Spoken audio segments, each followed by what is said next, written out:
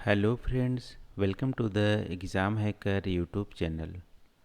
दोस्तों, आज की इस वीडियो से हम लोग यहाँ पे चैप्टर 5 के लैंड रिसोर्स एंड एग्रीकल्चर, ये हमारा चैप्टर 5 है। इससे रिलेटेड जो भी हमारे क्वेश्चंस हैं उसको हम लोग वन बाय वन करके हम लोग डिस्कस करेंगे।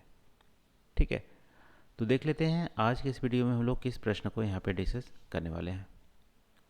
तो आज हमारा देखो यहाँ पे एक एक्टिविटीज़ में दिया गया है, compare the changes of land use between 1950 से 57 एंड 2014 से 15।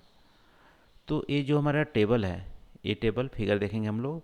यहाँ पे 1950 से 57 और 1914 से 15 के बीच में जो भी लैंड यूजेज हैं उसके जो चेंजेस हैं उसको दर्शाया है और इसी को आपको कंपेयर करना है। देखो, लैंड यूज क्या होती है। लैंड यूज, मान लो कोई भी एक लैंड है, ठीक है, आपका ही मान लो लैंड है, आपका 10 एकड़ का लैंड है। तो आप इस लैंड को किस किस पर्पज़ के लिए यूज करते हैं, वही हमारा लैंड यूज हो गया। ठीक है, मान लो यहाँ पे 8 एकड़ आप एग्रीकल्चर के लिए यूज कर रहे हैं, दो, और यहाँ पे मान लो 1 एकड़ में आप बना दे रहे हो, फॉरेस्ट बना दे रहे हो, और कुछ पोर्शन में आप घर बना रहे हैं, और यहाँ पे एक इंडस्ट्रीज का भी सेटअप कर लिया है।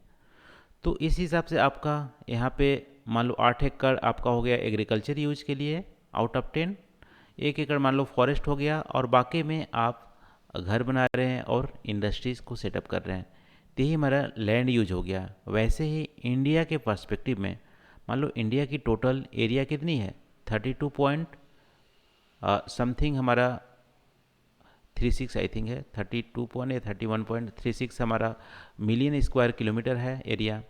तो इन एरिया में कितने एरिया, मतलब कितनी एरिया हमारा एग्रीकल्चर यूज होता है, कितने में फॉरेस्ट होता है, ये सब कैटेगरी करते हैं, इसको बोलते हैं लैंड यूज कैटेगरी। और यहाँ पे जो टेबल दिया गया है, यहाँ पे ये वाला हमारा पोर्शन 19, ये वाला पोर्शन हमारा 2014 को 15 को शो करता है, 2014-15 में हमारी कितनी यूज हो रही थी। और ये थोड़ा लाइट वाला है, वो हमारा 1950 से 51। ठीक है, यहाँ पे 57 दिया हुआ है, यहाँ पे 51 होना चाहिए एक्चुअली। तो यहाँ पे कंपेयर करना है, तो चलो एक एक करके कंपेयर करते हैं।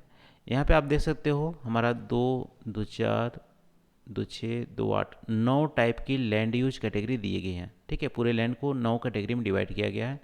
हर एक कैटेगरी में हम लोग देखते हैं कि कहाँ पे हमारा चेंजेस आया है।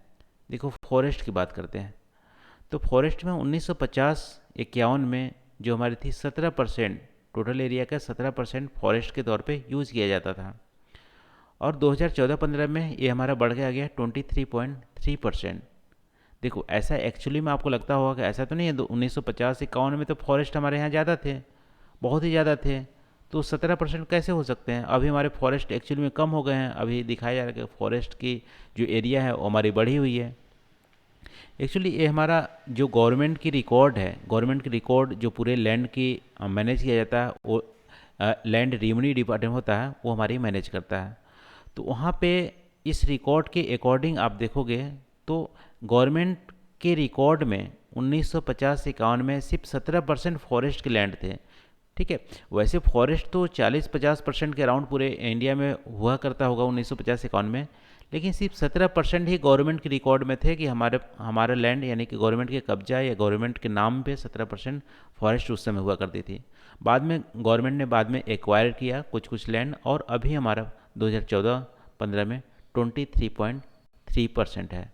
ठीक है, तो यहाँ पे टोटल ग्रोथ आपको देखने मिलेंगी, यहाँ पे 6.3% यहाँ पे ओवरऑल हमारा परसेंटेज में ग्रोथ हुआ है।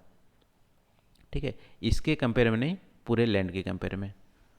तो फॉरेस्ट की एरिया में हमारा वृद्धि हुई है। अब आते हैं यहाँ पे area under non agricultural use. देखो, area under non agriculture use का क्या मतलब है यहाँ पे, कि ऐसा लैंड जो एग्रीकल्चर के लिए यूज नहीं किया जाता है। ठीक है, तो किसके लिए यूज किया जाता है, ये जनरली इंडस्ट्रीज इस एरिया में लगाते हैं, या हमारी सर्विस सेक्टर के लिए कॉम्प्लेक्सेस लगाते हैं, वेयर हाउस करते हैं। तो ये सब मैन्युफैक्चरिंग और सर्विस सेक्टर से रिलेटेड जो एक्टिविटीज़ होती हैं वो हमारा इस कैटेगरी में है। तो यहाँ पे 1950-51 में इस कैटेगरी के लिए हम 3.2% लैंड सिर्फ यूज करते थे, लेकिन 2014-15 में ये हमारे बढ़कर 8.7% हो गया। इसका मतलब हो गया हमारा नॉन एग्रीकल्चरल जो एक्टिविटीज़ हैं वो हमारी इंडिया में बढ़े हैं, अर्बनाइजेशन हमारी बढ़ी है, इंडस्ट्रियल एक्टिविटीज़ हमारी बढ़ी है।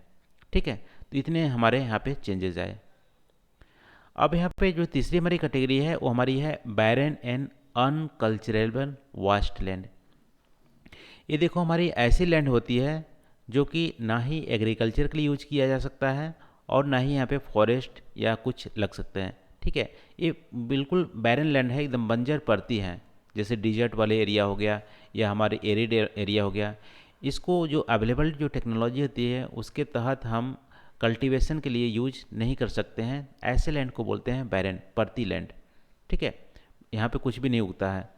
तो ऐसे लैंड हमारा 1950-51 में 13.4% था, जो घट के हमारा हो गया 5.5%। तो इस कैटेगरी में जो लैंड है वो हमारी घटी हुई है, यानी इस कैटेगरी की लैंड की हम टेक्नोलॉजी या अदर एक्टिविटीज़ करके हम इस कैटेगरी की लैंड को हम यूज कर लिए हैं। जनरली नॉन एग्रीकल्चर एक्टिविटीज़ में हम लोग यूज़ किए हुए हैं, क्योंकि एग्रीकल्चर के लिए ये हमारे सूटेबल नहीं है, और कुछ फॉरेस्ट में भी इसको कन्वर्ट कर दिया है। ठीक है, तो इस कैटेगरी में हमारी डिक्लाइन हुआ है। अब नेक्स्ट हमारी जो लैंड यूज है वो हमारी है permanent pasture and grazing land, जो हमारी चरागाह के लिए यूज करते थे। ठीक है, चरागाह के लिए यूज करते थे। आपको गुजरात में भी, राजस्थान में भी चरागाह की जो खेतें देखेंगे, और आपको लद्दाख, हिमाचल प्रदेश में भी चरागाह की जो खेतें देते हैं वो हमारी यहाँ पाएंगे, permanent pasture and grazing land. इसमें भी आपको बढ़ोतरी देखने को मिली है। देखो, बढ़ोतरी देखने को मिली है। बढ़ोतरी इसलिए देखने को मिली है यहाँ पे कि जो हमारी जो क्लाइमेट चेंज है या हमारी जो अनसर्टेन जो इरेडिक हमारी मानसून है वो हमारे उसमें बढ़ोतरी हुई है। उसके चलते जो ये लैंड है उसको परमानेंटली हम एग्रीकल्चर यूज नहीं करते हैं, उसको पड़ती छोड़ देते हैं पैस्चर के लिए। ठीक है, तो इसके चलते हमारी यहाँ पे बढ़ी हुई है। हमारी नेक्स्ट जो है हमारी area under miscellaneous tree crops and grope. ठीक है, ये जनरली हम ट्री का प्लांटेशन करते हैं, या हमारी जहाँ छोटे मोटे जो ट्रीज़ हैं इसमें जैसे पंचायती के जो हमारी लैंड होते हैं वो हमारे आ जाते हैं। तो उसमें देखो, इसमें भारी गिरावट आई है। इस लैंड को एग्रीकल्चर के लिए शिफ्ट कर दिया गया है ज़्यादातर। ये पहले 6.9% हुआ करती थी, अब हमारा 1% हो गया। तो इस लैंड को एग्रीकल्चर पर्पज़ के लिए यूज़ कर लिया गया। ठीक है, इसके बाद चलते हैं यहाँ पे नेक्स्ट जो हमारी कैटेगरी है हमारी है कल्चरलेबल वेस्ट लैंड। देखो, इसको ऐसा लैंड है जो कि 5 साल से ज़्यादा इस खेत में, मान लो कभी तो एग्रीकल्चर इसमें की गई होंगी, लेकिन लगातार 5 साल से ज़्यादा इस खेत पे, यानी 5 साल से ज़्यादा पे, इसको कैसे बोलेंगे, ऐसे बोल सकते हैं कि अभी 5 साल में इस पे कोई भी खेती नहीं की गई है। ठीक है, इसको प्रति 5 साल से ज़्यादा हो गए हैं, तो ऐसे लैंड को बोलेंगे कल्चरलेबल वेस्ट लैंड। ठीक है, जिसे 5 साल तक खेती नहीं की गई है। तो ऐसे लैंड की जो कैटेगरी है वो हमारी एक तरह से डिक्लाइन हुई है।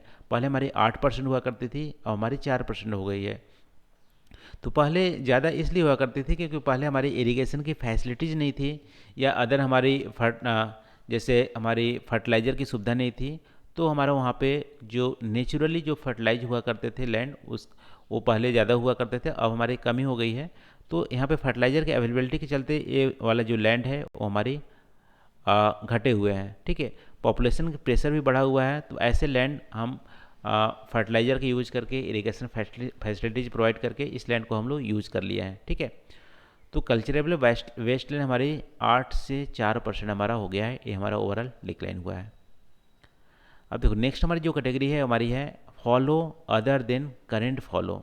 ठीक है, करेंट फॉलो इसको देख लेते हैं पहले। करेंट फॉलो ऐसी लैंड होती है जिसको एक साल में, यानी कि पूरे 12 महीने में एक जो हमारी फसल है उसको नहीं बोया गया है, यानी